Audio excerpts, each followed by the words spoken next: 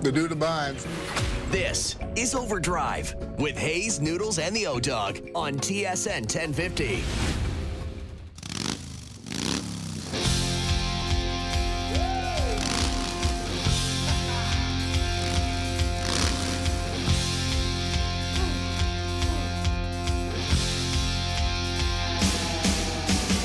All right, here we go. OverDrive off and running. TSN 1050 on the TSN app, your home smart speaker, up on TSN 2, up on YouTube Live. Brian Hayes, the O-Dog, Jeff O'Neill, Jamie Noodles McLennan. Wow, look at this guy. Look at the backdrop that he has going in Kelowna, BC. Mr. I love Memorial it. Cup.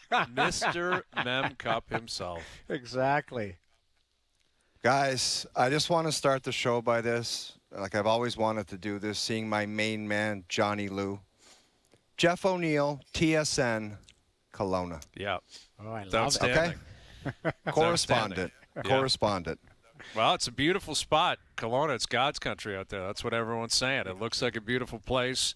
I'm sure the weather's great. I'm sure everyone's embracing you and Frankie and the whole crew being out there. And what do we have, Kitchener, Kelowna tonight on TSN? It's a big start. Big start to the Memorial Cup. It is a big start. And by the way, this place, Jamie, I'm sure you're familiar with it. It's completely stunning out here. Yeah. Hazy, I know you've been up to Muskoka. This place makes Muskoka look like Keswick. That's how nice it is. Like, it is so real deal out here. It is just, it's got an LA vibe. It's got the mountains, the water, hotels right on the water. Like, everything is just dialed in and it's gorgeous. 72 me today, Frankie 84. What a start to the Mem Cup. Okay, wow. I like that. I don't know if Muskoka needs to pick up shrapnel right now, but that's fine. And I find that hard to believe. I'm sure it's a beautiful place. Wow. But come on now. I will admit, I owned a place in Kelowna for years because I would train there in the summers. It is, for me, it's Muskoka West. That's what it is, because Muskoka now has a lot of the wealthy people from Toronto that have places up there and a lot of NHL players now. Everybody's got their spot up there. Well, that's what Kelowna has. I bet you if Muskoka put together a team and played Kelowna, that would literally be the equivalent of the Olympics. I'm not lying, because you hear some of the names that live in Muskoka and you hear some of the names that live in Kelowna, and it is just Hall of Fame gold medal Olympians. That would be actually a great game. Like, if there's, hopefully we never get another lockout. Right. But if there ever is and they're looking to play a charity game or something like that, Muskoka versus Kelowna, you might throw the, like, Denver area in there. It sounds like there's something going on in Colorado every summer. Yeah. Where Sid's out there and McKinnon's out there and Marner's out there. Maybe the Habs. Maybe that's where Carolina's been the last 2 weeks. Maybe the Hurricanes had their feet up. A lot of rust. Hang on a sec. A lot of rust last night. Hang on a sec. Speaking of shrapnel, how much shrapnel did I get yesterday? I heard people sent me a text. Like, usually it's kind of fun where, you know, oh, you were away, Noodles was away, and Hayes and O-Dog kind of gave it to goaltenders. But I heard yesterday you guys took it to a new level. So what did you have to say about some of my takes? You were giving it to me, and then Hayes is tweeting out stupid pictures of the guy from Seinfeld, and I just want to know what it's all about. Talk to me, Hayes. So, well, Hayes, go you ahead, go. Noodles. Yeah, you go. No, I want to defend, because I actually said, I said, we are not allowed to show a picture until you get back on the show because of your brilliant tweet, and then the subsequent follow-up pictures that Hayes have been sent with AI involved. So maybe that started the snowball of taking shots or whatever, but it all stemmed back because Jonas was on the show, and I said, we can't really involve Jonas, because I said, I know this guy, this Jeff O'Neill, would have wanted to open the show yesterday with a picture that he saw on Hot or Not with Sarah Davis. And that's how it but started. that was about me, though. That wasn't – I don't know why you were taking heat online. Yeah, there it is, which is a fake doctored picture. I mean, your TV, your TV has a disease. Like, like legitimately, it's got a plague or something. Like, dude, did someone not get in your ear and say, maybe let's get some makeup cooking on that face before we tape this? Or It's was not that a real all cleared pic. from I TSN? mentioned it yesterday. I went online because after you sent that, after you tweeted it out, right? I said yesterday, you're like Lexi Thompson. I thought you were retired. All you do is you're on social media every 5 minutes. You and Lexi, retiring, playing golf every single weekend on the LPGA. But I know, but Hayes, you came over on the top turnbuckle because you sent a picture early in the morning because somebody doctored that picture up and put he made him into a monster, like 3 chins, and he's portly, and I laughed at that pic, that version of it, because you sent it to me. I don't know how you got it, and it's not that one. It's worse. It's way better. Yeah, because it says "Go Habs, go," and I couldn't stop laughing at it because it looks so real. Like it just looked like a real person, and I'm like, who is that monster? Yeah, I just sent it to Joe because someone sent it to, and honestly, there's a world where that was me if I didn't turn right. Yeah, 12 years ago, dude. When this pick goes up, when this pick goes up, I might need a 5-minute break because it's that funny. It's a wild pick, and honestly, I looked at like a fork in the road, man. I decided about 12 years ago I got to change something around here. If I didn't, and I continued down the 2 chicken parm, the wheel to myself type of territory, if I was continued down that road, that pick, that would be me on OverDrive. Like today, it would actually be me. There it is. There's me. Oh, my God. Yeah. So that's what I've been dealing with. Like you're complaining about your mentions. I'm getting picture after picture after picture of a burnt face, which isn't legit. Because I went back to look at the videos, and I looked 100% normal. If anything, I got a little glow on, which I think is a positive. I think what you were hearing was the battle between you and I, right? You made a bet, you lost. I said, I think Carolina's going to be rusty. I think it counts as rust even if it's only Freddie Anderson, but I think the whole team was rusty. Slavin was awful last night. Yeah. Freddie really struggled. And I said I'm the Habs, super fan, I guess, right now. I'm pumping their tires more than anybody maybe in the country, to the point where you missed this yesterday. The Montreal Canadiens social media account posted like a hype video, and they used my voice and my takes as like the voice of it. Yes. Like the Leafs have done that forever, and it's always me in there like, I love the Leafs tonight. I think the Leafs are going to roll. This is their time to shine. The Habs did that yesterday, and I bet them to win. I did not bet the over, but it went over quickly. And I think that's what you were hearing was your Carolina Hurricanes are now 1-17 in their last 18 conference final games, which is a staggering stat. Rod Brindamore had Scrabble face last night. He couldn't believe what he was watching. You know what, though? I loved Rod Brindamore's post-game presser because there was no pulling punches. He wasn't, being derogatory or mean to his players. He said, I don't know what I was watching out there. He said, Jacob Slavin, I've been here for 8 years. I've never seen a performance like that. But he followed it up and said, he'll be fine. I'm not worried about him. It was such a matter of fact, so refreshing. He wasn't a jerk to the media. He wasn't he just said, they were asking him, what about that start? He's like, pace was too high. We weren't ready for it. He goes, he was just such a straight shooter. But he was like, I don't have an answer for you. He's like, I've never seen that from our group before. So they're going to have a response tomorrow. I think they will. But Montreal, full credit to them because they were flying.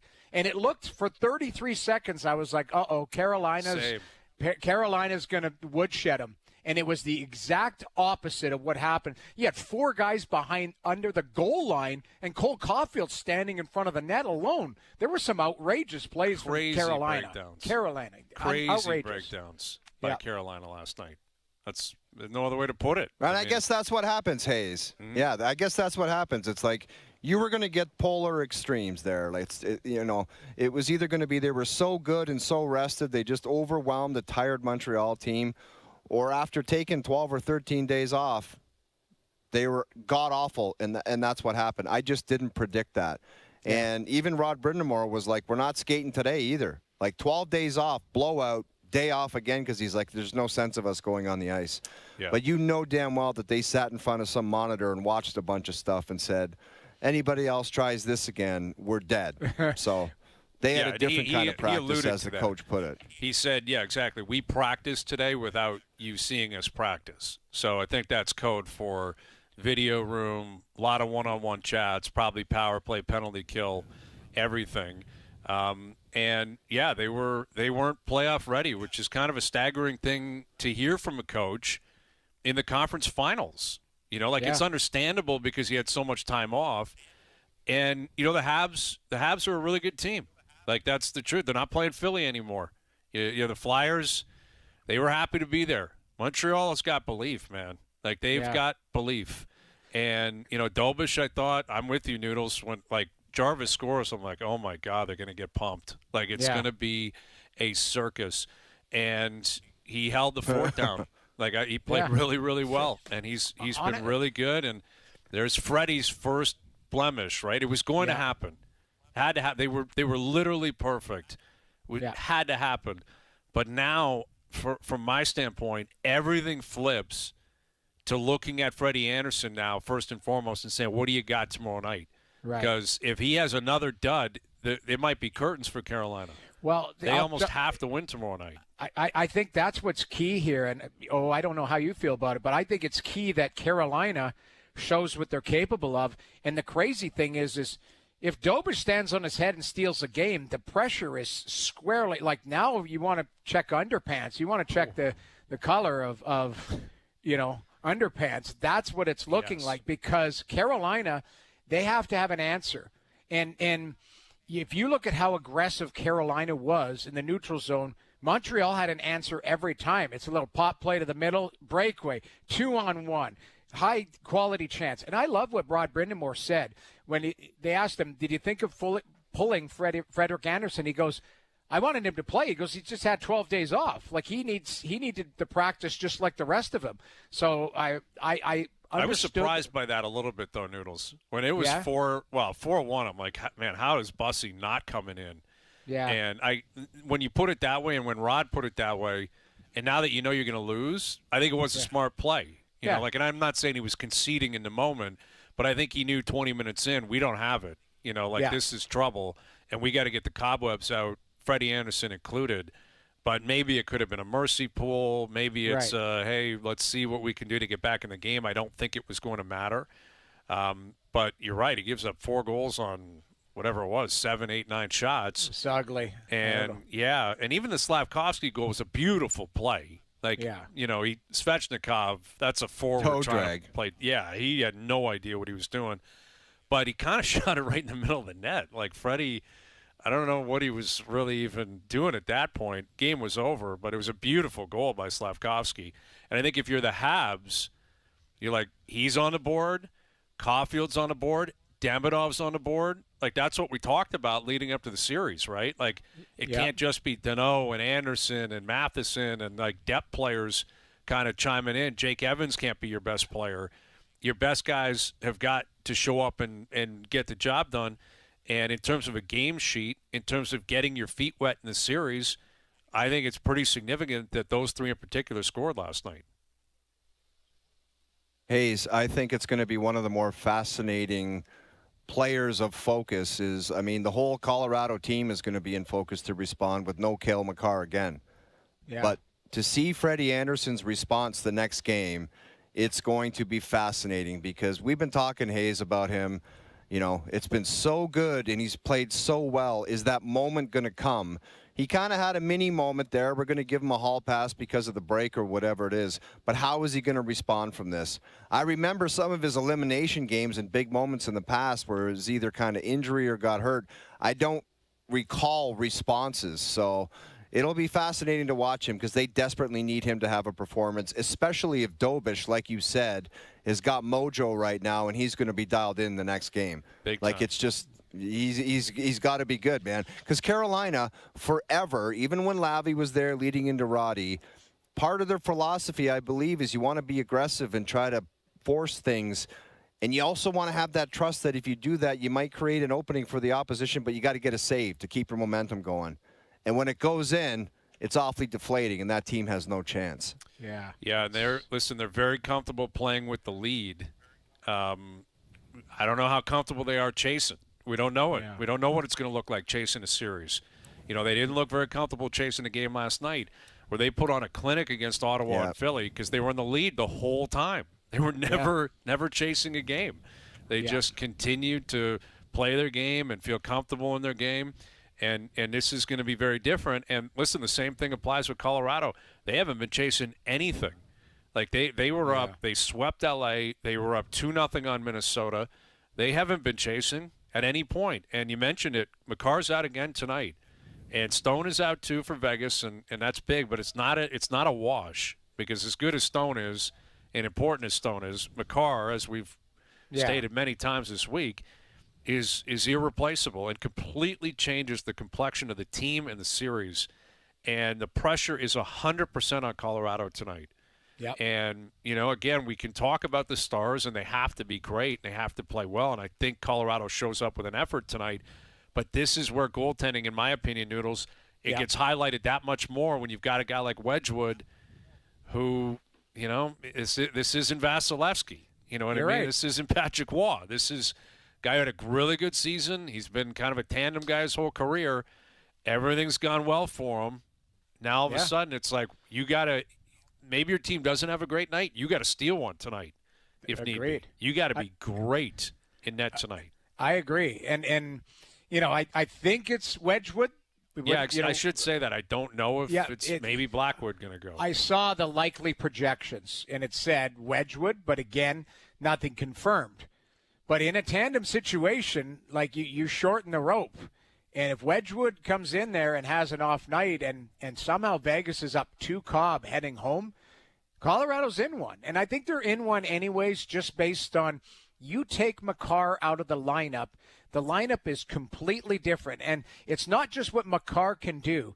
It's what Vegas is smelling blood going, okay, let's pressure that D, because they don't have a guy like Makar, which nobody really does, 30 other teams are missing that. But you look at it, now they may not get out of their zone as clean.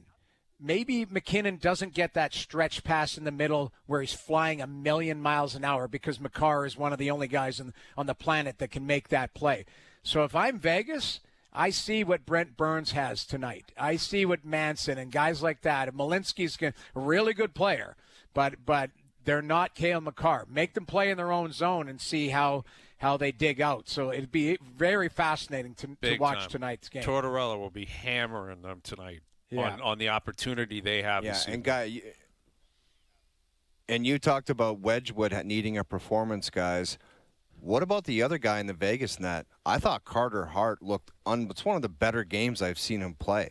Yep. Like he looks like everybody's obviously, without getting into what happened, everyone was waiting. Is this guy going to come around and be that elite goaltender? Like, he looked amazing in the last game. I agree.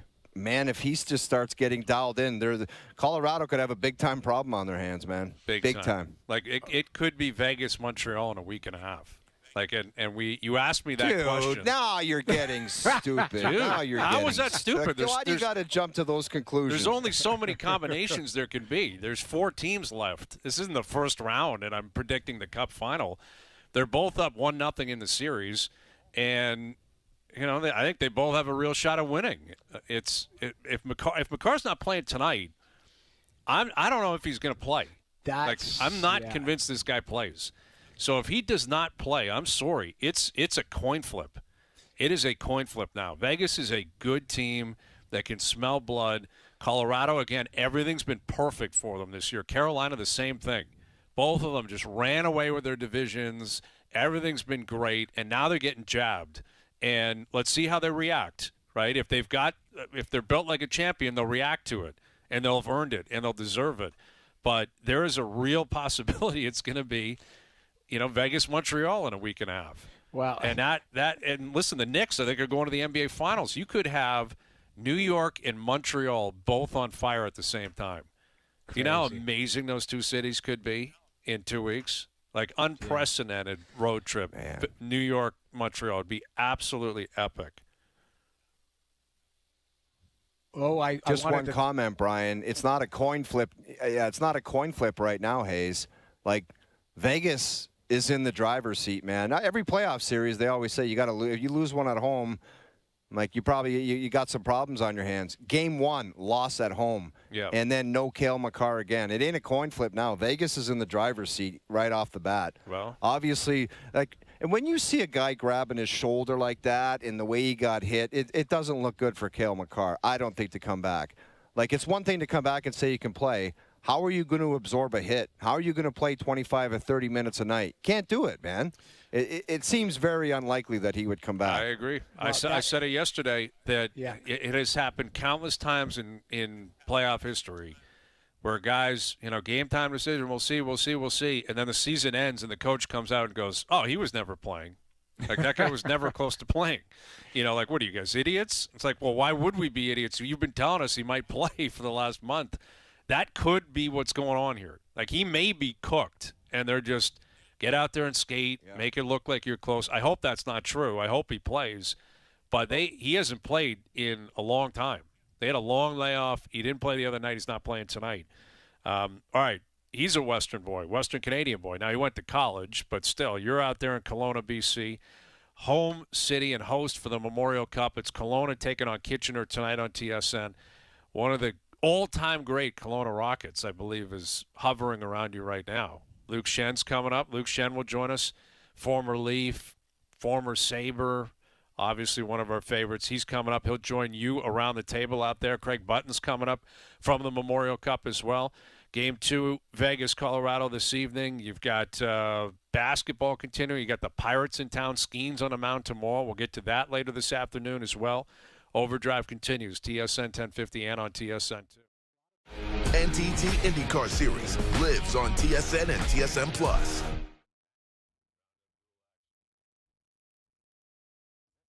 Now, back to OverDrive with Hayes, Noodles, and the O-Dog. Let's get down to business. Give you one more night to get this. We've had a million nights. All right, Mail It In Friday brought to you by Boston Pizza. This playoffs, BP is summoning the hockey gods to tilt the ice in Canada's favor. Join us and feast like a hockey god on our new playoff menu. See you for puck drop at your local BP. I believe the original Boston Pizza is out there in BC, which is where the boys are right now. Jeff O'Neill, and look who's beside him, one of the great Kelowna Rockets of all time, Luke Schenn, joining us live from the Memorial Cup. How you doing, Luke? Good. How are you guys? We're doing very well. Good, What's good. it feel like to get back to Kelowna, your old stomping grounds? Yeah, I mean, it's always nice to be back to Kelowna. I mean, I've called this place home since I played junior here, and just a great place to spend the off season and the summers. Such a great group of guys to train and skate with over the years, and it's beautiful. You got the best of every world out here. It's a big playground for everyone with the golf and the lake and the wineries and the outdoors. It's a pretty special spot. So it's always nice being back. So you are from Saskatoon, and I think you just told me how it went down. You just showed up to this place and said, I'm never leaving here. Isn't that how it went down? Pretty much. I mean, luck of the draw with the Bantam draft. I mean, you get drafted at 14 years old, and I don't know. I didn't know where I was going, and when I ended up in Kelowna, it was actually the year they were hosting the 2004 Mem Cup. And so, obviously, I started tuning into that and kind of understanding what Kelowna was about, and just, they have such a long history of producing NHL talent and defensemen in particular, and ended up here. And then I came here for a junior camp after the Mem Cup, and pretty much like I told you earlier, I saw this place and I said, okay, the goal is to make the NHL and never leave this spot and get a place here in the summer. And luckily enough, I've been fortunate enough to do that. So, Luke, we were joking before you came on that out east it's Muskoka, where it has the lakes and golf courses, and a lot of NHL players have moved there in the offseason. Out west it's Kelowna. Who do you think could win in a game head-to-head, Muskoka versus Kelowna, with the amount of players that are there? I mean, currently, I don't know. I'd probably have to tip my hat to the Muskokas. They got the McDavids and Tavares and those boys. But I'll tell you, back in the day when I kind of first started getting going here, I don't think I would have made our NHL team here in Kelowna. The back end alone would have been – we had Scott Hannon, Wade Redden, Duncan Keith, Brent Seabrook, Shea Weber, Josh Georges. Then we had like Getzy was out here, Hartnell, who am I missing? Tons of guys. Ginla. Tutu, Tyler Myers. The list goes on and on. Like, it was unbelievable. Ginla. These skates, I mean, walking into it was like an all-star game, and I was almost wondering if, I felt more comfortable playing in NHL games than I did in the summer skates around here. I love it. We're chatting with Luke Schenn, who is live at the Memorial Cup in Kelowna. Kelowna playing Kitchener tonight. Obviously, you're there. You're going to be watching the game tonight. You're I'm sure, going to be invested in how that tournament works out. But what about the Stanley Cup playoffs? You ended up in Buffalo at the end of the season. Obviously, you kind of jumped on a magical moving train. That was one of, if not the hottest team in the league the last 40 or 50 games. Get into the playoffs for the first time in 15 years in Buffalo. Like, you've had a lot of really cool experiences throughout your career. What was it like being in Buffalo when they finally made the playoffs and being around that city, considering the way it looked like they were reacting to everything? Yeah, I mean, obviously I saw the side of Buffalo when I first entered the NHL, and I think they made playoffs maybe my first or second year, and then there was obviously a huge drought after that. You'd show up to Buffalo on the road, and there would just be no one in the building. I mean, it'd be half full, and unless, I came there with the Leafs, and then it'd be all Leaf jerseys. But, yeah, obviously it was a long drought there and just some dark days, and you kind of felt bad for the franchise and the organization for a long time, and then all of a sudden they drafted real well and made some great trades, and just such a good young core and group of guys are going to be together for a long time. So obviously the city was buzzing. Everyone knows what it's like with the Bills fans, and those fans essentially just transfer over during hockey season and cheer on the Sabres. And yeah, pretty sweet atmosphere to be around in the city, and the building was rocking. And yeah, fun to be a part of it, and great group of guys, and they got a bright future there for sure. Schenner, Brian Hayes, the host of this great program, he grew up in Toronto, and he always supported and followed the Toronto Maple Leafs. But recently, somehow magically, he's all Habs. He's a Habs fan. So you just got a close look at the Montreal Canadiens. You got to and I think some people are questioning, are these guys actually for real?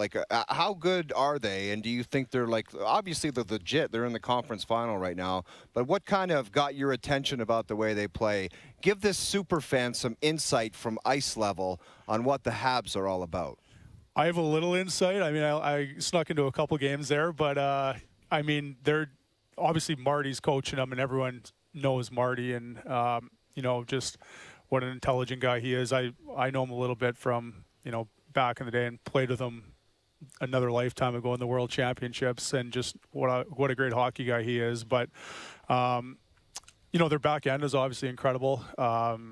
Guys who can move the puck, and kind of got a little mix of some grit in there too. And I'm a Jack Eye fan too. Obviously, there's not too many guys like that, and you mix them in there with the young guys and skill like Hudson and Dobson, Gooley, Matheson, obviously unbelievable too. And then they're just deep. I mean, they're 4 lines deep, and a lot of speed, and kind of same thing with that mix with Anderson, and their power play is unbelievable too. I mean, they're 5 dangerous options, and they zip it around. They're always on the move. It's not like a traditional power play where they set up on one side and kind of run it through like a Kucherov, for example. It's a lot of movement. Everyone's getting their touches, and behind the back passes. Hudson's everywhere, and yeah, it's that's a big part of it too, and incredible goaltending right now too. So yeah, they're obviously a dangerous team, and the series obviously could have gone either way with them in Tampa, and them in Buffalo, and a couple big Game 7 performances from their goalie, and here they are. What do you think would happen if 3 years ago someone brought Lane Hudson in front of you and said, this guy is going to be one of the best defensemen in the NHL at that size? You might have laughed. You might have just said maybe it's impossible, because he's just not that big of a guy, but he's so good. It's insane. I mean, obviously the game's change. I still believe I'm probably a dinosaur and a little bit biased for thinking this way. I think you still need the big, heavy defenseman, obviously. Damn right. Hey, but my opinion is you can have a guy like that if they control the game, not a second power play guy or a 5-6 guy, but a guy who can control the game and lug the mail and play big minutes. He defends really hard too. And for me, the perfect comparison that I got to play with is I played with Quinn Hughes when he first came out of college, and played his first 6 or 7 games together as partners in Vancouver, and second go around when I came back from Tampa, and they remind me very closely of each other. Just not the biggest guys, but not even the straightaway speed, but just the edges, I would say, and be able to kind of, a D-man, sometimes you're just kind of sitting up there trying to get the shot through, but they're attacking wingers coming out at them. So it's just a different way that they're playing the game, and that's impressive as hell to see. We're chatting with Luke Schenn live from the Memorial Cup, Kelowna-Kitchener tonight on TSN. You've been on the ice against everyone. We just asked you about looking at a counterpart in Lane Hudson, a defenseman. What about, we got McKinnon going tonight, and you got to think, McKinnon is going to be coming out of the chute flying. Who causes more anxiety if they've got open ice in the neutral zone and you're going one-on-one with them, McKinnon or McDavid? I'm probably not on the ice against those guys unless there's you got the wrong change or something like that, the last change. I don't know. Do you want to change if you see those guys coming over? Is it like, if you're halfway through a shift, it's not a bad option to just say, maybe it's time to flip this over? No, actually, the funniest thing is this is Quinn Hughes' first thing. When we played together, we'd have played at, Edmonton, whatever it was, 5 times a year. And he's the one that first said this to me, and I actually thought it was genius, and I kind of started telling other guys. So he says, as soon as Connor picks a side in the neutral zone, the weak side D-men start cheating back to the strong post. Just assume the other guy's getting beat, and that way, if he turns up or pulls up and hits the late guy, well, that's not on us. That's on the back checker. So the forwards better get back. So you just try not to err on the. You always got a guy back. 100%. No, they're both scary, dangerous. Just different. But they're so quick and powerful, and I obviously love the way McKinnon plays. Know him personally a little bit better than Connor, but they're both ridiculous. Oh, so it's crazy. Pretty impressive guys, and it's wild that they can do what they do on the ice, and they're in a league of their own for sure. Well, and Colorado's a team you know well as well. Obviously, you were in Winnipeg prior to getting traded to Buffalo, so you would have seen them all year, played them a bunch. They kind of dominated the league really from start to finish, but they're in one now, and no Cale Makar going. What do you expect out of Colorado this evening, considering this is the first time all year they're chasing something, and without Cale Makar, I'm sure that's going to take something away from them. How do you think they react tonight, and how they play without him?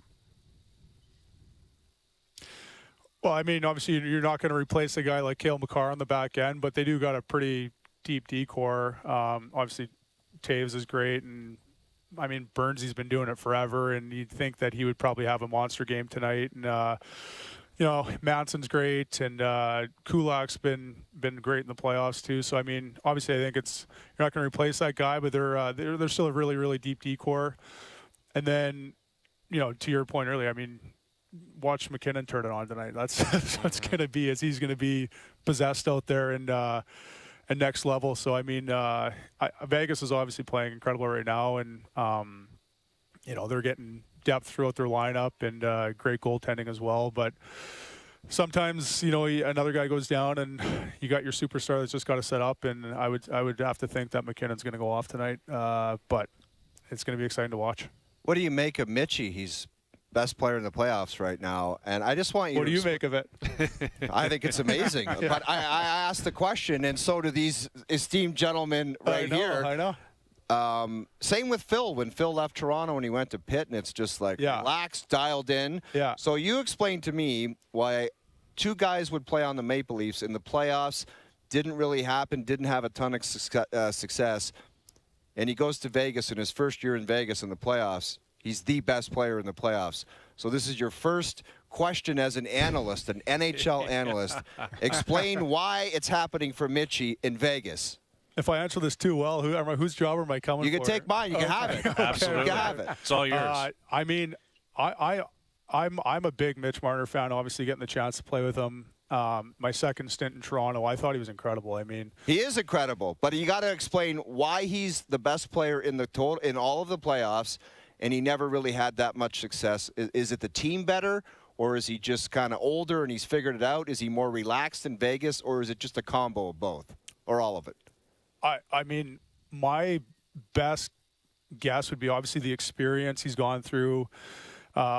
Sometimes, when you're fail sometimes, it's a blessing in disguise, and you learn from it. So I would say that's part of it. My other thing too would probably be playing all those Team Canada teams at the Four Nations and the Olympics, being around Sid and Nate and Connor and Marchand and all those guys.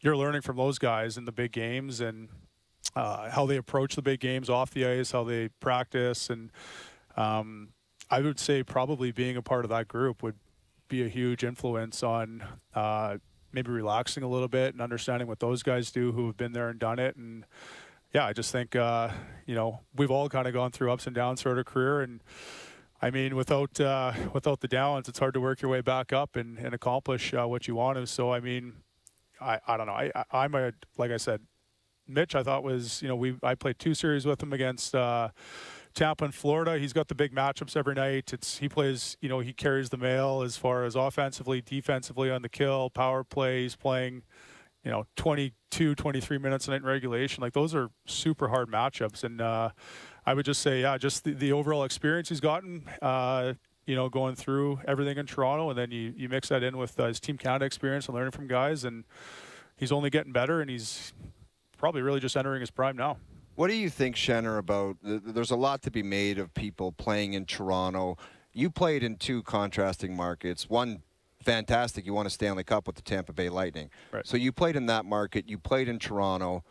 Like, when people talk about the pressure of the market of Toronto, did you ever get a sense of that? How much different was it with playoff expectations in Toronto, or just dealing with everything there in general as opposed to playing in Tampa Bay? I mean, yeah, there is. First of all, I absolutely love playing in Toronto. I know. I find the word interesting, pressure, because I think people associate more media members with pressure, which I never really understood. It's covered more. I don't understand how that equals pressure. Just give me your thoughts on the 2 markets. I mean, I've been on the both sides of it, where I came in as a high pick, and there wasn't any high picks, I think, since like Wendell or something before me. And there was pressure for a young guy who came in and made the team, and the team didn't, I guess, take off the few years after I got there, and I was maybe kind of up and down a little bit too. So you kind of feel a little bit that, maybe sometimes you got to do more. You got to put up more numbers, or sometimes you just kind of live and learn a little bit. But then I came back on the other side of it too, where, I would already, like you said, played in Tampa and got the chance to win there, and came back and almost felt no pressure because, I'd already been through sort of ups and downs, kind of been beaten up a little bit in the market, which, I didn't find bad or nothing like that. It was just people care. I think that's the biggest thing. People care, and you want them to care. And, I mean, I don't really have a great answer for it. I enjoy playing in Canada in general, just because, playing Vancouver, Toronto, Winnipeg, there's a little more media attention. But at the end of the day, I think the biggest pressure is the pressure you put on yourself. Obviously, there's outside expectations, and that goes hand in hand with how the team's doing. But, I mean, those are some of the best experiences I've had, is playing in a market like that, where people just care all the time. Fans care. They want to come up to you and, shake your hand. They give it to you when you need it and keep you accountable. And, I mean, I know there's a perception throughout the NHL sometimes as far as a tough market to play, but those are some of my best memories playing, with that Leaf jersey on, and forever grateful for it. Well, and I'm sure that applies to the town you're in right now. The Kelowna Rockets hosting the Memorial Cup starting tonight. Kelowna-Kitchener on TSN. Oh, you'll be a big part of that panel this evening. And Luke, I'm sure you're back home. You're feeling great, looking great. Great to see you. Thank you for doing this, and we'll do it again soon. Thanks. I just got to say one more thing. A shout out to my brother-in-law, who's the heavyweight of the American Hockey League with the Milwaukee Admirals, Kyle Marino. He never misses an OverDrive show. Oh, wow. And I was telling him yesterday I was coming on today, and he told me to make sure I say that Hayes is a fraud. Yes, okay, I love it. Keep it going. What a gentleman. What a gentleman. A gentleman and a scholar. I love it. The heavyweight champ in the American Hockey League. I love that. Shout out to him and the Admirals. Yeah. Thanks, Luke. Appreciate it, man. Good seeing you. Yeah. There he is. All right, sounds good. Yeah, Luke thanks, guys. Schenn of the Buffalo Sabres, the former Maple Leafs, Kelowna Rockets. OverDrive continues. You knew that Can you was imagine coming. how tough his brother-in-law is? Oh, like my God, heavyweight of the AHL. Like that is a league that you Actually, regardless. Like He's still there. Go ahead, answer it. Hey, give us an answer on what that means. How Luke. tough is he? No, I was going to say so they implemented that 10-fight rule. Yeah. And so he passed. And so after every fight, after 10, you get a game suspension. And he passed that in like 25 games this year. So he was just getting suspended after that every second game. So stupid rule. Stupid rule. Bad rule. And didn't care either. He's like, I'm taking the suspension. Exactly. Yeah, as he should. I love that. That's awesome. All right, Luke Schenn, appreciate you doing this. Craig Button coming up from Kelowna as well. OverDrive continues up on YouTube Live. Hayes, Noodles, and the O-Dog. Take my breath away and make it last forever, babe. Do it now or never. Okay, so someone just sent me a tweet that was rather disturbing. And Hazy, I'd like your explanation for this because it's you. And I would like to know why you're chirping me. It said, this is what the guy said. When Hayes was chirping you for being a Marner fan all of a sudden, care to explain yourself? Care to Yes, explain Lexi, yourself? I will. I'll happily do that. You're back on Twitter reading what does tweets. Lexi mean? Lexi Thompson. What is Retired. Lexi Remember? Thompson? Remember, I'm retired from golf. Every weekend she's playing. You retired from social media. You're on there more than anybody else on earth. That's what I mean by that. Yes, all of a sudden, you're a super fan for Mitch Marner, and I'm not sure I'm buying it, and I'm not sure what the source is. I'm not saying you're anti-Marner, but he's in Vegas now, and now all of a sudden it's all about pumping the tires of Mitch. He deserves all the credit in the world for the way that he's played. But I don't remember all year us talking about Mitch, and if anything, he had somewhat of an underwhelming season. And now it's like that's why that we're pumping his tires now, Brian, is because he is elevated in the playoffs. And I just said to former Leaf alumni, Schenner, he's the best player in the playoffs. So good on the guy. That's my only thing. I don't have pom-poms. I don't have 16 or 93 pom-poms. All I do is acknowledge what's in front of me. If he doesn't play well, I got to say 16 for the Leafs didn't play well. Didn't get it done. If he's the best player in the playoffs, 93 Vegas Golden Knights, I got to say 93 Vegas Golden Knights the best player in the playoffs. 100%. That's all I'm acknowledging. Well, Truths. Yes. Truths. But also, saying you're hoping he does great. I mean, I don't hope he does better than anyone else in the playoffs is my point. I mean, I'm not here praying that Mitch Marner wins the Cup or wins the Conn Smythe, because if that happens, then what do you think? I'm like Joe from the Bridge, who's like, I don't want Mitch to win the Cup because it would be so crazy if he came back with the Cup and took it to a bar in Toronto and rubbed it in our face like Nazem Kai. I'm That's 50 years old. That's I'm what's a going to man. happen. I hear you, but you said you were conflicted. These were your words. You got your former team in Carolina. Dude, you are honestly. This is what you said. You're acting like me. You're making stuff up. You're making stuff up. No. Noodles, you can corroborate this. Yeah. He said before the conference final, he's like, I'm conflicted. I got Carolina, my former team, the Habs, they're Canadian, and Mitch Marner. Not Vegas, not Colorado, not McKinnon, not Nas, your teammate at the Lincoln Cup last year. It was Marner in particular. That's your words. You said that. And again, I'm not rooting against Mitch Marner. I'm not sitting here saying don't go out and have success. But I'm also not sitting here saying I hope he wins a Conn Smythe and goes and stuffs it down everyone's throat back in Toronto. You want to call me bitter, go ahead. And it's not that it's about the Marner component. It's that everything else is going to explode here, where everyone's going to have to answer for it. Toronto this, Toronto that, why this, why that, the mark. Like, remember at the Olympics where Stone said it. He's like, it's a Toronto thing. Well, he's kind of proving that. So if it happens, it's going to be more of kind of a scientific breakdown of what the hell goes on with the Maple Leafs, as opposed to, wow, that's amazing for Mitch Marner. And that's my point, is like, I don't want to go back down that road. We did it with Phil. We've done it with other guys before. And Kessel was traded. Like, Kessel was very different, right? That was Shanahan arrived. They had to launch into a new era. They ate money on Phil's contract, and he moved on. You know, Kadri was obviously a horrendous trade, but they made the deal. They traded him. Marner's different. He left. He wanted to leave. He left as a free agent. But, you know, we keep asking everyone for an answer. No one's got one. Why it didn't happen here and why it's happening in Vegas. And if we're asking it 9 wins in, can you imagine what we're going to be talking about if Vegas wins 16 and wins the Stanley Cup? Yeah, I'll add one more thing in here, too. Players aren't complaining about how tough it is to play in Montreal right now. You know, very good point. Like they're on a magical ride. Everything's positive. You know, Dobish's quotes, everybody loving him. He's doing mattress commercials, all of that type of stuff.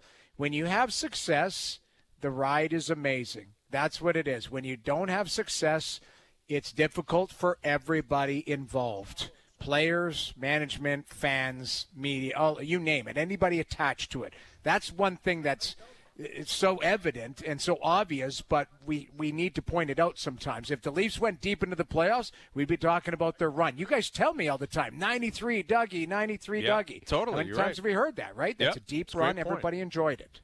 Well, and listen, I think I don't think the Leafs do themselves any favors either with the way that they almost embrace like anxiety and, you know, nerves around the media and fans and obligations. And the example I would give you would be Jeff Gorton. Like, Jeff Gorton came on our show. We're in Toronto. He's the president of hockey ops in Montreal. The day before the third round, the conference final, the biggest game of his Montreal tenure. He goes, yeah, let me just get to the hotel. I'll FaceTime you guys. It'll be awesome to talk to you guys.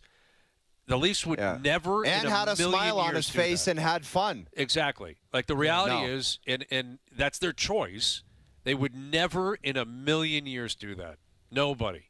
Like, Chaika won't, Trey Living didn't, Shanahan didn't, Dubas didn't. They just wouldn't ever do it. They'd be like, how could we possibly go talk about things and just relax? Can't do it. I think there's something to be said about that. Like, just relax. And Brian, it's easier said maybe, than done. Maybe they would never do it in those circumstances, because if you somehow don't win the game, it's like the idiots on Twitter would be like, oh, look at them goofing around before the game on OverDrive, and then they go out and lose. I don't know. I don't know why they would never do it. But Gorton did it, and he had a blast, and he had fun, and he was like, the game's tomorrow. Yeah, exactly. This is just an interview that I'm doing. I'm choosing to do, and I'm having fun. Exactly. Yeah. Exactly that. Hour 2 coming up. O's out in Kelowna. Craig Button will join us around the table. More on the Habs win last night, Game 2 of the Western Final. Jays back home, Pirates in town. Paul Skeens on the mound tomorrow down at the Dome. Hour 2 coming up. OverDrive continues. TSN 1050 and on TSN 2. It's Mail It In Friday. The plant called and said if you don't come in tomorrow, don't bother coming in Monday. Woohoo! 4-day weekend.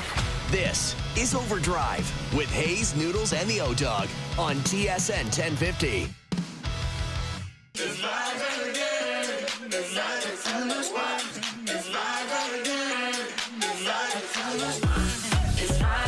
Hour 2 OverDrive continues, powered by FanDuel, bringing you more ways to play your game your way. We've got Jays Pirates tonight. We got Game 2 of the Western Final tonight.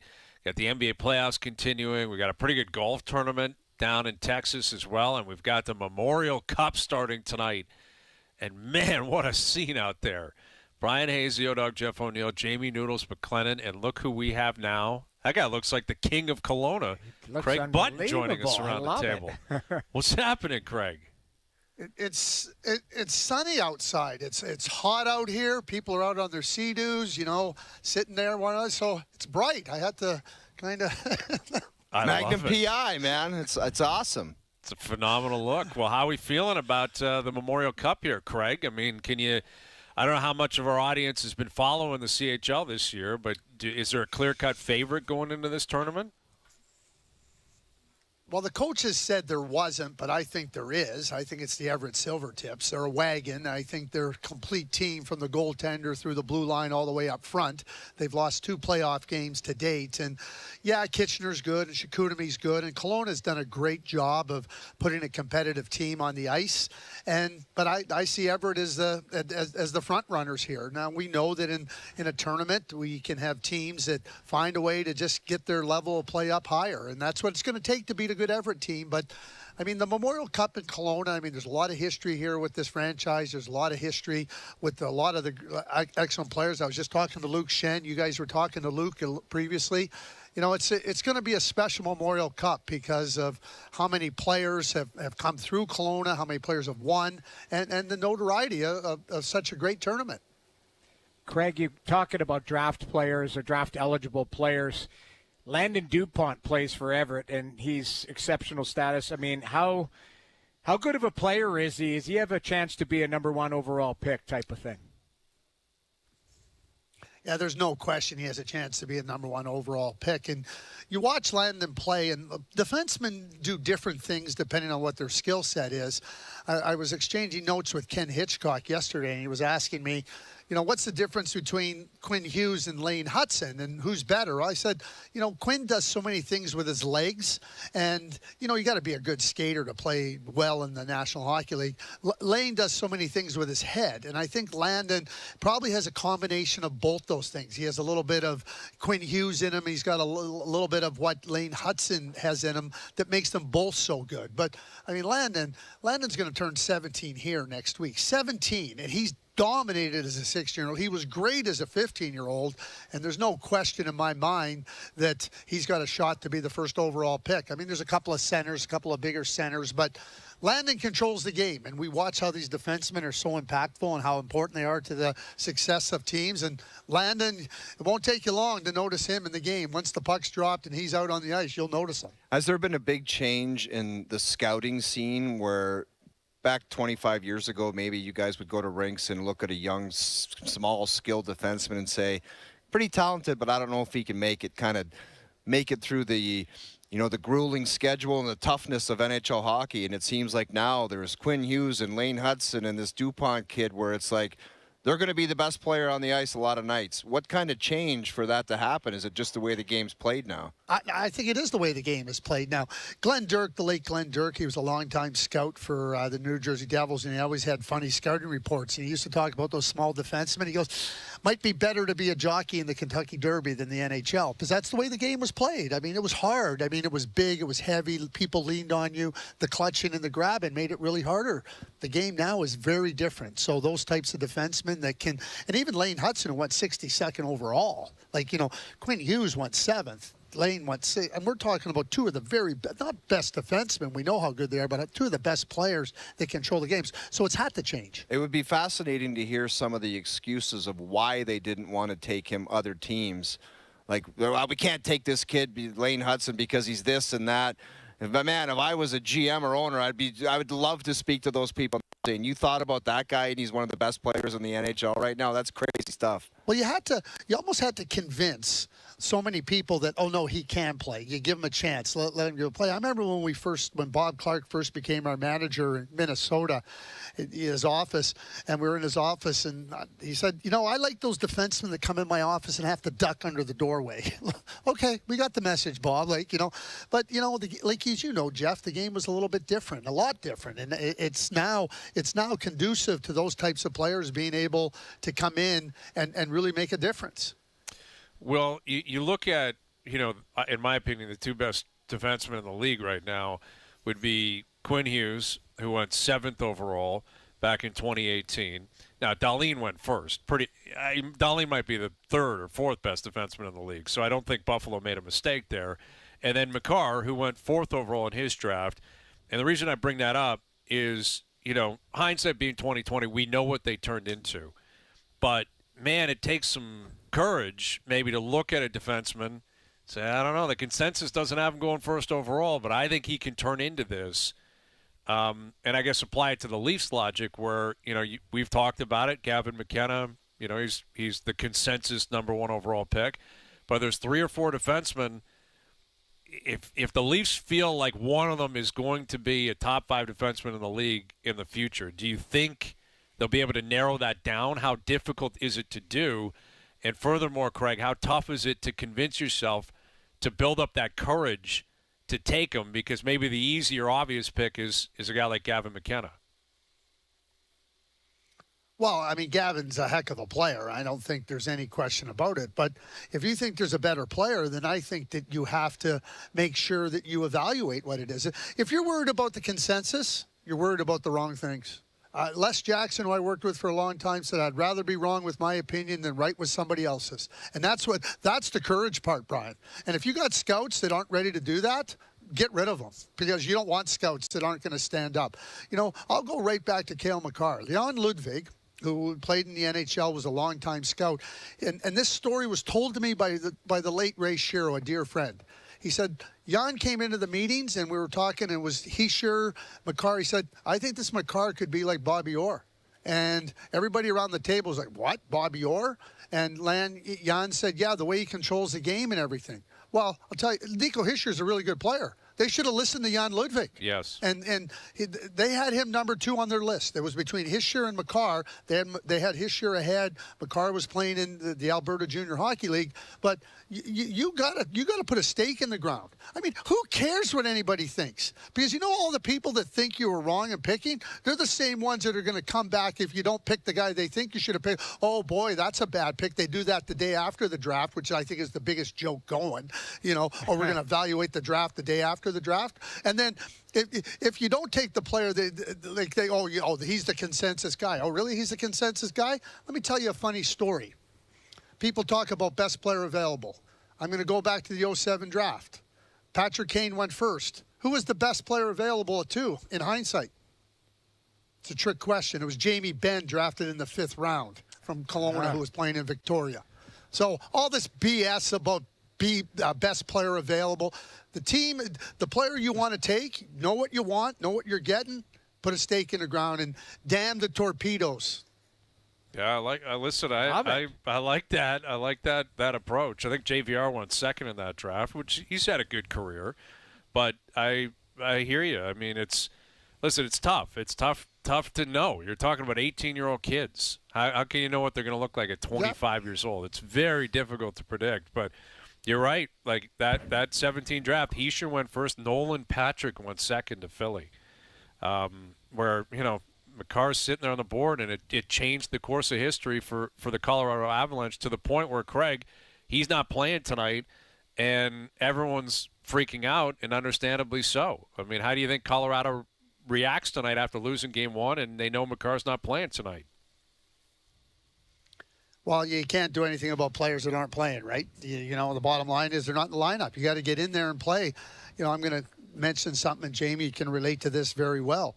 But I thought the Colorado Avalanche played a really good game. I thought Carter Hart was really good. I mean, the first goal on Wedgwood, that's a goal. How many times? Oh, he wants that one back. No kidding. The player coming out of the penalty box, you know, leads to the ultimate winning goal. But I thought Colorado had a lot of good chances, and Carter Hart played really well. Daryl Sutter would tell players, listen, when you're coming into the lineup, we can't worry about who's not in the lineup. And he would tell the players coming into the lineup, listen, here's what I need you to do. I'm not going to ask you to do more. Don't give me less. And I'm not going to put you into situations you can't handle. And I think that's what Jared Bednar will do with the players in Colorado. And I think if they play like they did in Game 1, they have every chance to send this series back to Vegas 1-1. Yeah. Yeah, I mean, it feels like a must-win, Noodles, doesn't it? I agree. I think so, too. But the biggest challenge right now, though, missing Makar, and, you know, the power play will be fine. McKinnon can dominate. But Carter Hart, I thought, was unbelievable in Game 1. And if he has another big game, like that's something that'll get them thinking about. Like, and if Wedgwood has an off night, now you're going to probably go to Blackwood in Vegas. Like, that's the spicy meatball. But I think Colorado will throw everything at him tonight, and I think it's going to be 1-1 heading into Vegas. Yeah. Quick question, Jamie. Yeah. How would Carter Hart look in Edmonton? 100% agree. We talked about this yesterday, though. Vegas is a team that makes no apologies for anything. And, you know, Carter, given his situation, he probably wanted to play south of the border. I don't know, but he would have looked great at Edmonton. He's a very talented goaltender, and he's showing it right now. Yeah, he's been really good, and it's a big opportunity for him. I bring Go ahead, that Craig. up too, Brian. Yeah. Yeah, sorry, I bring that up too. I know there's a little bit of a delay here, so I apologize. Did warn me about it, but I haven't taken the scouting report and applied it, so just bear with me. It's the same thing I feel about Mike Babcock. Mike Babcock's name has shown up as a coaching. We know that Mike's a terrific coach.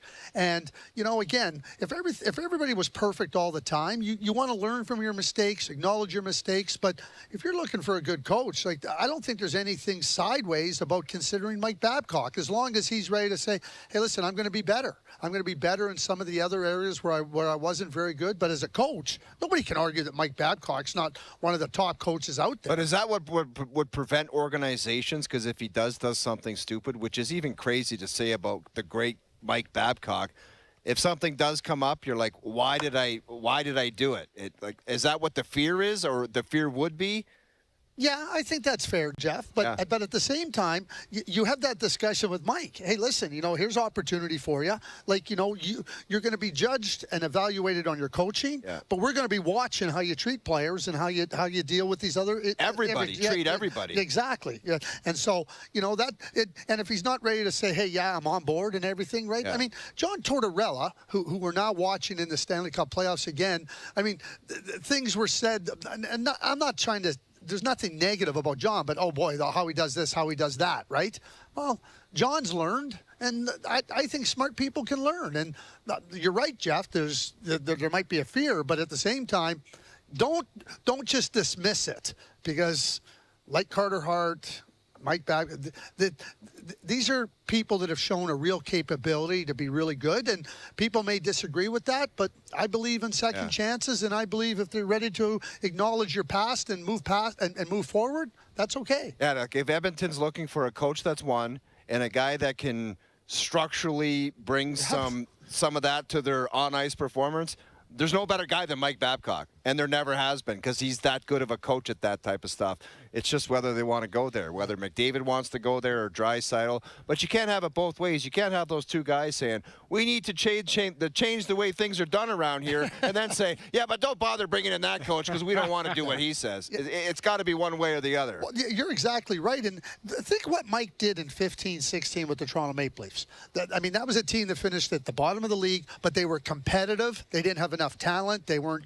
But he got that team to max out. Now you got more talent. There's no question he can get teams to max out, and the more talent you have, the better chance you have for success. With Craig Button live from the Memorial Cup, Kelowna-Kitchener tonight on TSN. Where have you moved your goalposts in terms of expectations for the Montreal Canadiens? And what I mean by that is, I think coming into the season, the belief was made the playoffs last year. This will be another growth season. I feel good about them possibly making the playoffs, and sure enough, they did. Then they get into the playoffs, tough first round. Let's see what they've got. They haven't won a playoff round in a long time, especially with this young core. Now they're up a game in the conference final. Are you at a cup or bust mentality with the Habs? Where is your expectation goalpost now in terms of what is reasonable for them in the next month?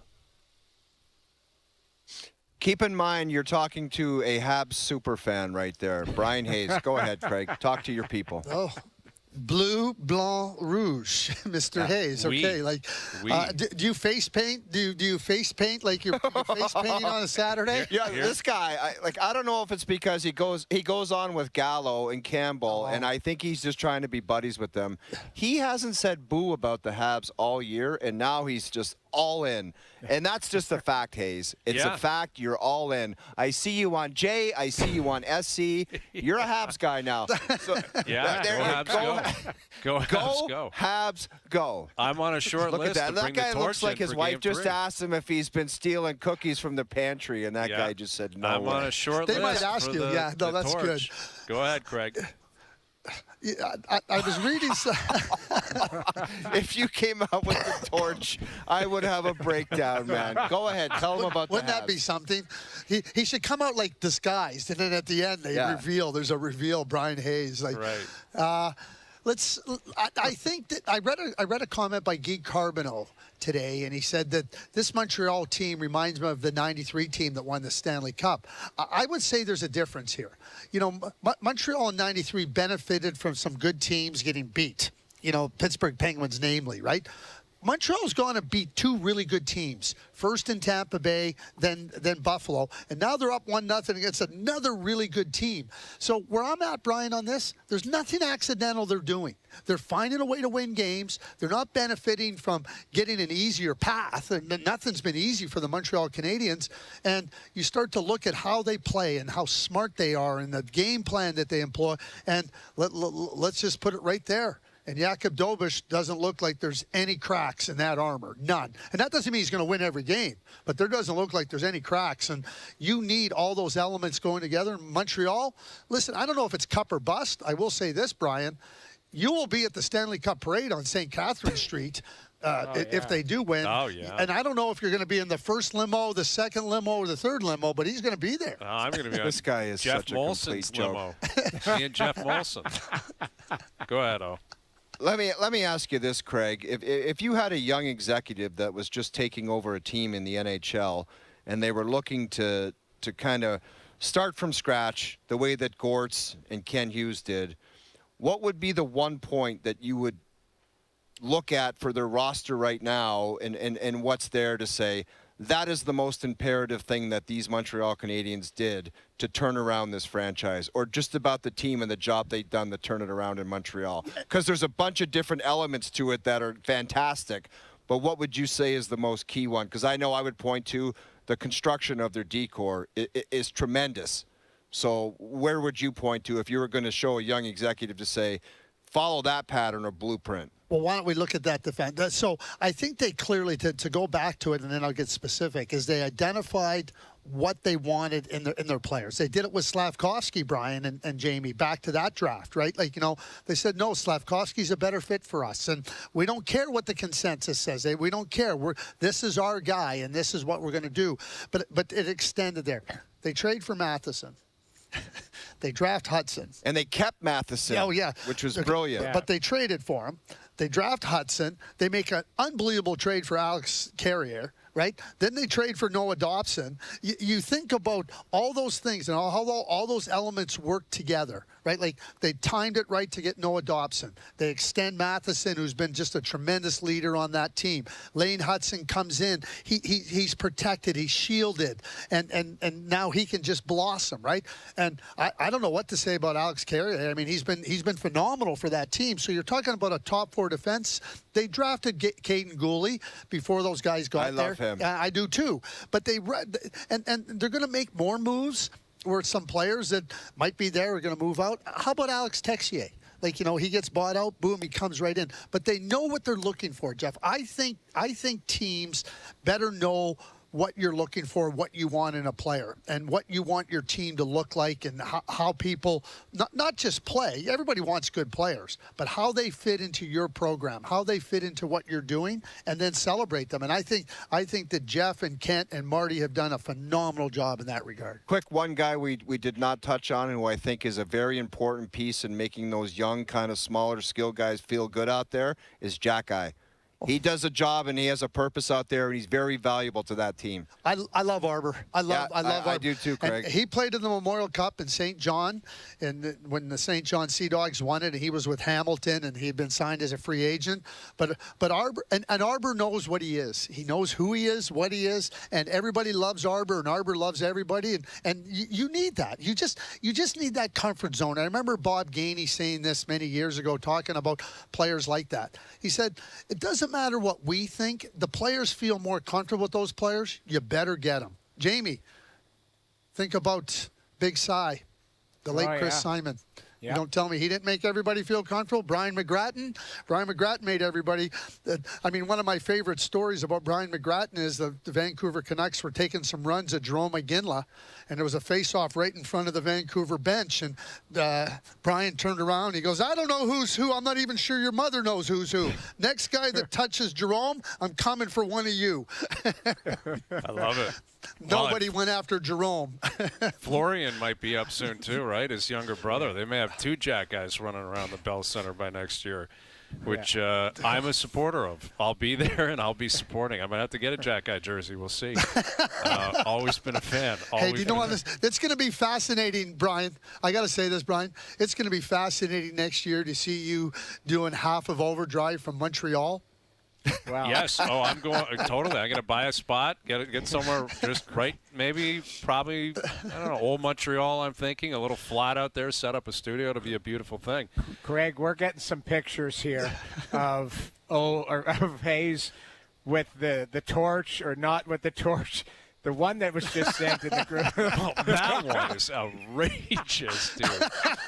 That's a despicable AI slop. That's I won't after the Stanley Cup parade in Montreal. No, I'm talking the one that was just put into the group with the, chat. The Habs face paint. The Habs face paint. There.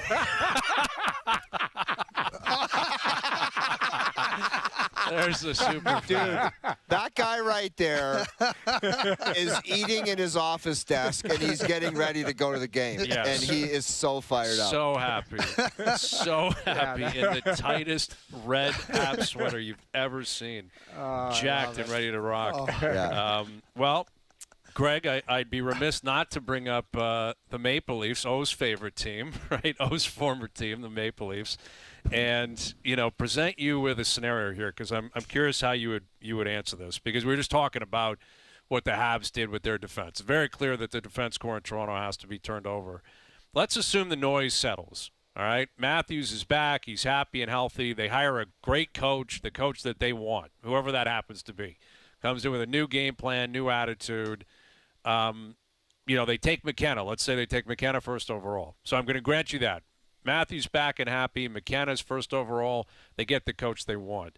How much more, or what else is on that checklist for you between now and opening night next year that would allow you to feel, optimistic about what the Leafs could do next year? So outside the draft, it's not draft related because you're not going to get it in the draft. Mm-hmm. You better go find some defensemen that can move the puck. Get to a puck quick off the forecheck. Get the puck off your stick cleanly. I'm not talking off the glass. Good offensive players need the puck clean. And that was a massive problem last year. Oh, you know it. by not just, deeper in the lineup, all of them. They could not move the puck to the forwards. Yeah. It was a massive problem. And that's where the downfall in offense comes. If you can't get the puck clean, and you ask any offensive player, Jeff, you were a good offensive player, you need the puck on your stick. You need it on the right time, and they couldn't do it. So that, to me, is where they have to go and look and find some defensemen. Like I think about a player, and he played here in Kelowna, Tyson Barrie. Like, those types of players, they might not be there for the long term, but they can come in for the short term and help you. That's where you got to go mine the playing field and try to find players that can do those types of things and then move forward from there. Good luck with that. Good. It's it'll be a challenge. But I'm not disagreeing with you, but you got to go and do it. Like, one of the things that really good thing my hair is still pretty full. I don't worry about it, but I am so tired of hearing managers tell me how hard it is to make a trade. Oh, okay. Like Bill Guerin, I guess it was really hard for him. I guess it was really hard for Chris McFarland to go get 2 goalies. I guess it was really hard for Kelly McCrimmon to go get Rasmus Anderson. I just keep hearing how hard it is, how hard it is, how hard it is. Keandre Miller, he's played in Carolina. You could have him. Bottom line is, don't tell me how hard it is. Your job is to go and get the team improved. And if you tell me how hard it is, maybe I'll go get somebody else to try to improve the team. Mm-hmm. Yeah, I love that attitude. You're right. All right, Craig, have a great time out there in Kelowna.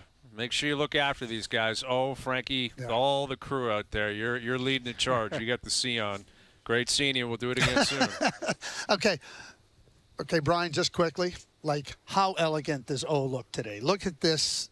Like, this is unbelievable. Like, he could be emceeing a major award show. There's no question. I just want to tell you that Sam Cicerello, the hockey personnel director of TSN, has told us that if our panel, me, you, and LD, have a great tournament, we can completely wipe out the Duthie panel and be the main panel for all of the future events. World Juniors, all of it. So all we got to do is have a good tourney, and we are the main show at TSN. Let's be great. Oh, There it is. Let's agree. be great. World Cup, knocked them out, everything. Super Bowl. Hashtag out. let's be great. Hashtag let's be great. All right, Craig. Great seeing you. There he is, Craig Butner. Masters. Yes, the Masters. That's what you're looking for right there. Our director of scouting live from Kelowna on the Memorial Cup. Jay's back home in action tonight. Some news on that front. We'll get to it. And Game 2 of the Western Final this evening. We'll get to that on Best Bets, powered by FanDuel. OverDrive continues up on TSN 2. The moment has arrived when World Cup dreams will be fulfilled. Find out which players will represent Canada on home soil. Absolutely fabulous. Canada's World Cup roster is revealed on TSN, TTV, and Crave. Now, back to OverDrive with Hayes, Noodles, and the O-Dog. All right, Mail It In Friday brought to you by Boston Pizza. This playoffs, BP is summoning the hockey gods to tilt the ice in Canada's favor. Join us and feast like a hockey god on our new playoff menu. See you for puck drop at your local BP. Man, what a scene at the Garden in New York. I just keep thinking about that. Like the Knicks and the Habs, like Montreal and New York on fire, Vegas, Colorado. There's obviously a lot of things going on. But it's also going to be pretty electric in town today. Like I was talking to some buddies, and I can't recall the last time a pitcher rolled through town, and we were buzzing about when's he on the mound, is he going to pitch here, and that applies tomorrow. Paul Skeens going to be in town, and Skeens is on the mound. It's going to be horrendous weather, so the dome's going to be closed, but that's the luxury of having a dome, I guess, is you could have had tickets to Skeens and probably paid a lot of money, and it could have been rained out if it was an outdoor stadium. But he's got to be high on that list, man, in terms of, I got to see this guy go. Paul Skeens would be very, very high on that list. Big time. And the Jays very high, Brian. Win. And you remember what he did last year to them in Pittsburgh. He was unhittable. Yes. They got Skeens in Pitt last year, and he was unhittable, man. He was incredible to watch. He's a machine. He had that awful first start of the year, and his numbers he's got like a mid-2 ERA already. And by the end of the year, he's going to have probably a 1.90 ERA, 2 ERA. He's so phenomenal. He's so good. He's got the cachet to him. You just don't see guys like that really anymore. Kind of the old school, true horse where you're going to get bang for your buck if you go see him. And, the Jays bats, I don't know how they won the last two games. I have no idea how they won. 2-0 and 2-1. But the arms showed up. They got Spencer Miles unreal again last night for the Jays. So the arms have kept them in this. It's a remarkably frustrating season again. It feels a lot like it was 2 years ago, where the arms have basically got to be perfect. But still, you got to split New York. You got 2 or 3 out of Detroit. All right, let's see what you got, man. But the bats better be alive when Skeens is on the mound tomorrow night. I can tell you that. They got to get going. I think, they need to get back to 500. And I think that Vladdy, again, watching this guy, I'm concerned about him. I'm not lying. Day. Every day. I don't want to bring it up every day. I'm sorry. It's you're staring at this guy going, okay, when is he going to crack a dinger? When is he going to be a difference maker? Yeah, hit hard singles, all of that. But it's just not, I don't know. I mean, what do you think of this guy? Well, Hayes, I want to know the difference, and I always bring this up to you, and I always want an explanation. And I don't want the guy to get torched or tortured or but why is it Austin Matthews would just be getting drilled right now, and this guy seems to get a hall pass with a $500 million contract in the performance? Do you have any explanation why this is just kind of being, don't look over here and don't worry about this because this guy's going to figure it out? And is it because of the playoffs he had last year? I just don't know. And by the way, I don't want anybody to just get destroyed in the media or the market, but it seems like everybody's like, don't worry about Vladdy. Look over there and just forget about it because he's going to figure it out. Do you not find that? No, you're right. Now, I would say the heat is getting, it's elevating, and it's pretty hot on him right now. Really? How? Not nearly as visceral. Well, I mean, we talk about him every single day. I mean, other shows are doing it too, and if you're a Blue Jay fan and watching, it's remarkably frustrating because I don't care about his contract. The guy, he's been horrendous. Like there's no other way to define it. He's completely lost at the plate. He's hitting second in the lineup. That's how bad it's been. Again, It's not like they're moving him back to 7th or 8th in the lineup, but he's been 3rd in the lineup. That's where he wants to hit. And they're like, you've got to move. You've got to change. They did that in Detroit. But I think it's a combination of a few things. One is the playoffs last year. And, we've talked a lot about it with the Leaf players. We just talked about it yesterday. Marner's legacy in Toronto would have been totally different if he got to a Cup final and was great. Totally different. Yeah. Like his whole world would be different. Matthews, the same thing. And, the nature of baseball, it's like people are you're just not inclined. Anytime your top pops off, someone comes back at you and goes, hey, what are you talking? There's 110 games left. Just relax. It's like, okay, I get it. Baseball, you have slumps. This is a ridiculous one. Like he's way out of sorts. Yeah, it is. But it's just the nature of the way the sport is covered. It's every day he could break out. Once he breaks out, it's going to be all good. Like there's more kind of big picture analysis as opposed to like breaking down every single play of every single game. And listen, maybe that's what we're getting to here with we keep talking about Marner and Phil and when they got out of here. Like the Leafs, the kind of feeling around them is just more anxious.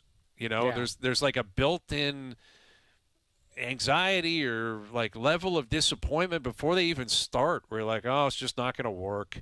It's not going to happen, where I don't think that applies to any of the other teams. Yeah. And that's, I guess, just the nature of the beast because the Leafs are who they are. They represent what they represent, and their history's been different, Well, and I'll just quickly add to that, Brian, like they had plenty of years to do it. That's the thing. This isn't, 2 years in. It's like, hey, we got to move on from this core. They stuck with this core. They asked everybody to go. Kyle Dubas was like, I'll stake my career on it. These are the comments coming out of management. These are not fans and media.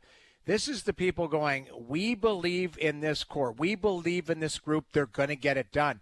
So us on the outside was like, sure, let's have it again. And great regular seasons, chasing hearts and chasing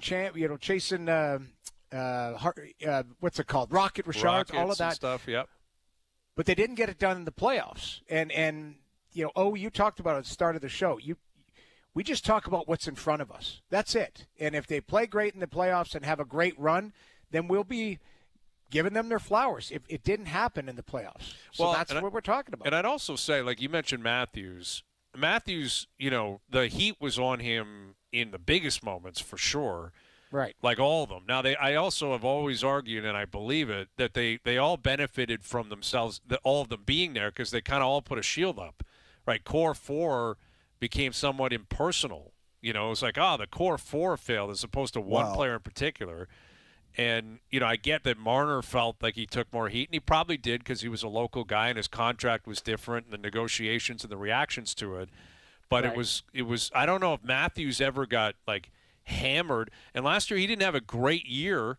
2 years ago he didn't have a great year. I don't, were people, like, losing their minds every single day?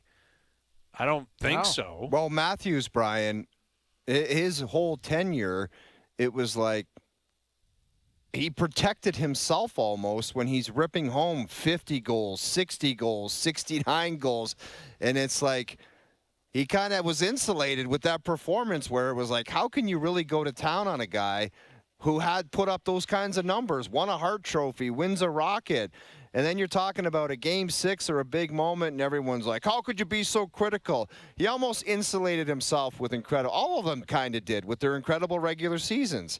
And then you're like – you're hyper-focused on that one moment that's way more important than the regular season, but they kind of put up the numbers where it was like, don't even think about bothering me. It wasn't my fault. I did my thing, which to some degree was true. Well, but come playoff time, nobody did their thing.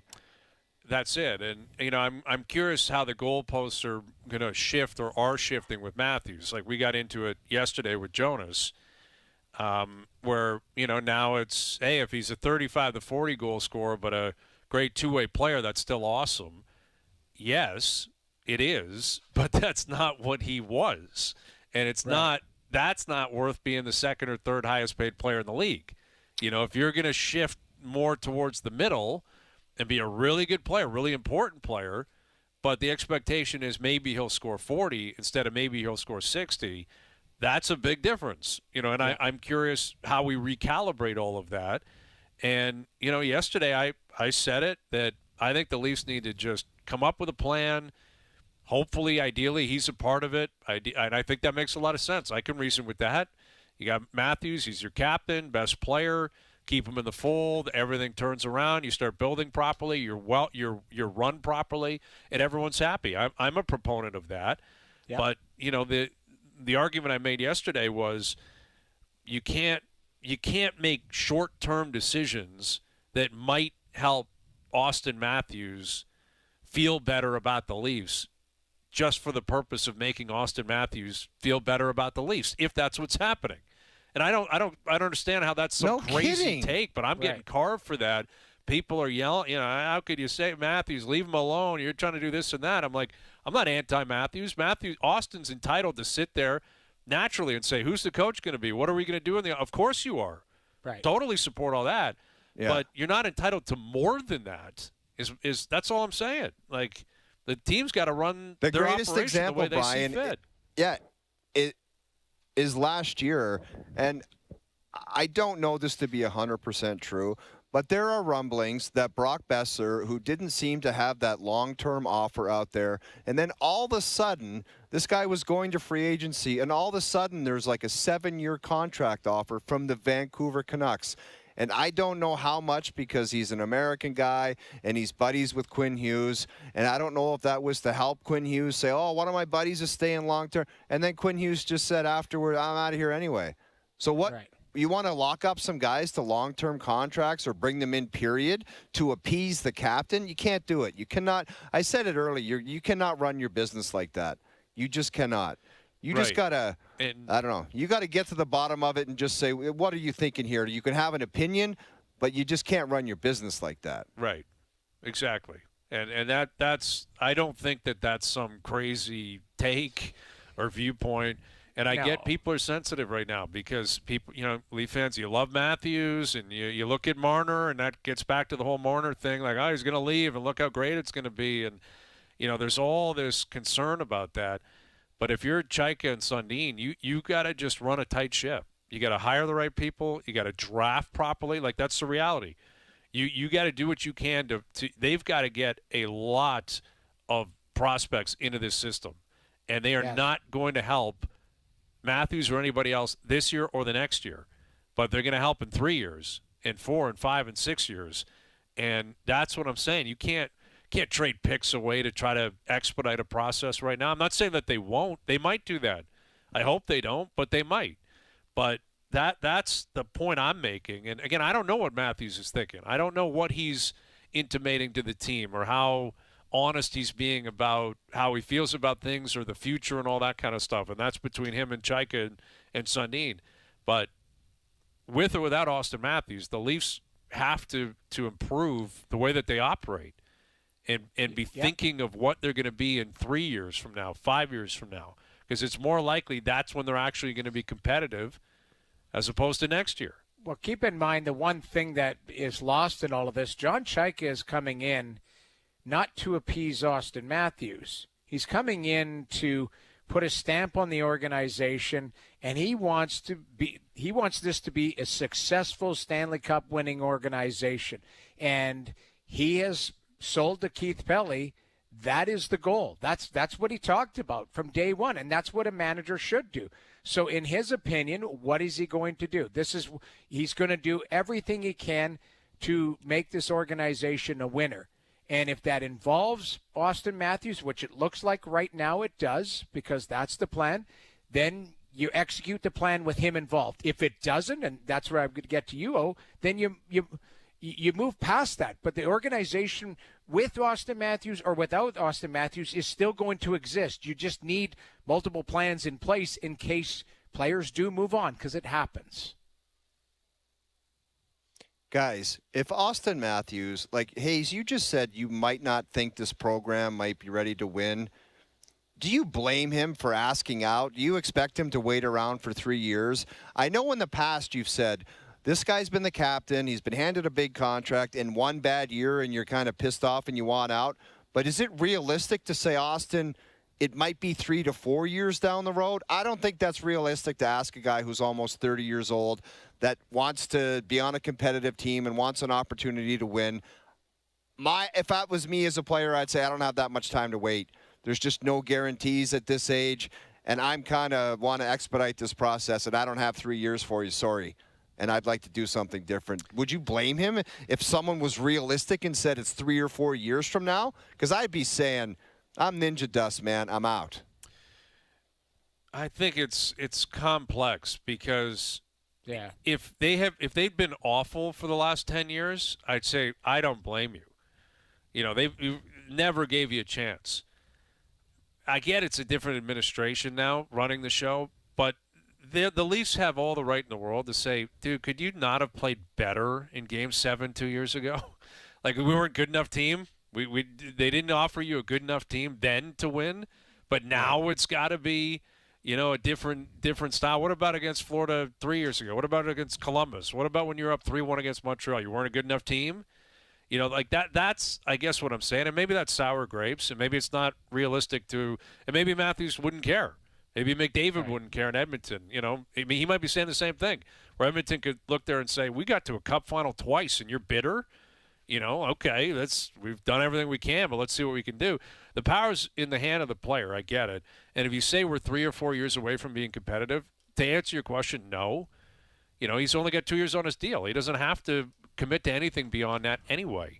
But, you know, I like to believe what the pitch would be is it's going to take a couple years of adding to this, not scorched earth, and then in 3 years we're going to be great. It's we got to figure out the 7, 8, 9 pieces we're going to keep. That means we got to turn over 7, 8, 9 pieces.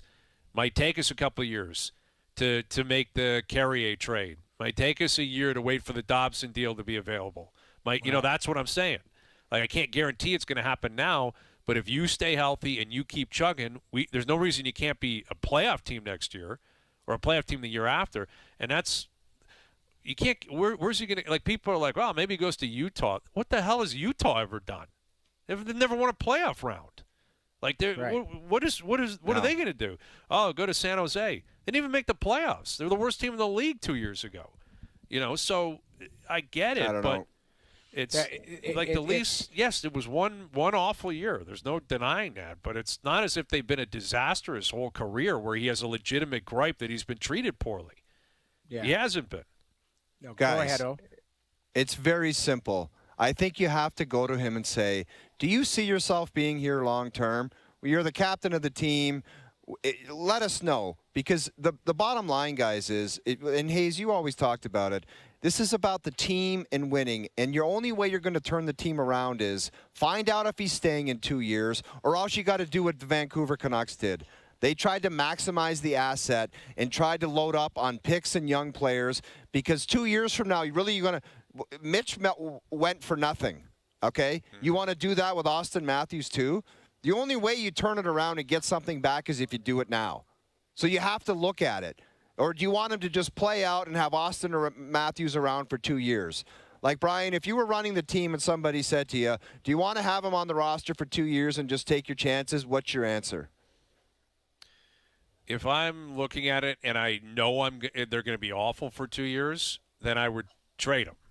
You know, that seems like a clear scenario because I think I'd be reading his mind that he would say I'm out of here. You know, that gets to your point. When it's that bad or they're not close or they're going backwards, athletes in every sport are probably going to take that personally and look possibly to different options. If you feel like there's enough here where you can put pieces together to be competitive, then yeah, I would let it ride, and I would bank on him having the pride in the captaincy and the ambition of finally winning in Toronto, which hopefully, and I'm sure it is a passion of his, and I would lean into that.